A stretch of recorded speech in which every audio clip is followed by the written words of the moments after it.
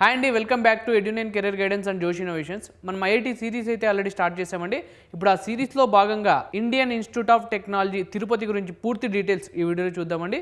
So అలానే ఈ campus సంబంధించిన ఎస్టాబ్లిష్మెంట్ ఎప్పుడు, ఎలిజిబిలిటీ ఏంటి, కట్ ఆఫ్ ర్యాంక్స్ ఎలా ఉన్నాయి, అలానే ఈ క్యాంపస్ సంబంధించిన ఏ కోర్సెస్ ఉన్నాయి, వాటి ఇంటేక్ ఏంటి, ఫీ స్ట్రక్చర్ ఎలా ఉంటుంది, అలానే ఈ క్యాంపస్ సంబంధించిన హాస్టల్ ఫెసిలిటీస్ ఎలా ఉన్నాయి, ఇన్ఫ్రాస్ట్రక్చర్ ఏంటి అనేది కంప్లీట్ డీటెయిలింగ్ ఈ వీడియోలో చూద్దామండి. సో ఈ వీడియోని చూస్తూ ఇంకా మా ఛానల్ని సబ్స్క్రైబ్ చేసుకోకపోతే సబ్స్క్రైబ్ చేసుకోండి, అలానే పక్కన ఉన్న బెల్ ఐకాన్ ప్రెస్ చేయండి. మాకు సంబంధించిన ప్రతి ఒక్క అప్డేట్ మీ వరకు వస్తుంది. సో ఈ క్యాంపస్ సంబంధించిన డీటెయిల్స్ ఒకసారి చూద్దామండి. సో ఈ క్యాంపస్ ఎస్టాబ్లిష్మెంట్ వచ్చేసి 2015 లో అయితే ఎస్టాబ్లిష్మెంట్ చేశారండి.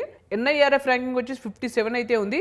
ఈ క్యాంపస్ టోటల్ 548 ఎకర్స్ తో అయితే ఉందండి. ఈ క్యాంపస్ లొకేషన్ వచ్చేసి మనకి Indian Institute of technology Venkatagiri రోడ్లో అయితే ఉంది, తిరుపతి. పిన్ నంబర్ వచ్చేసి 517618 అయితే ఉంది.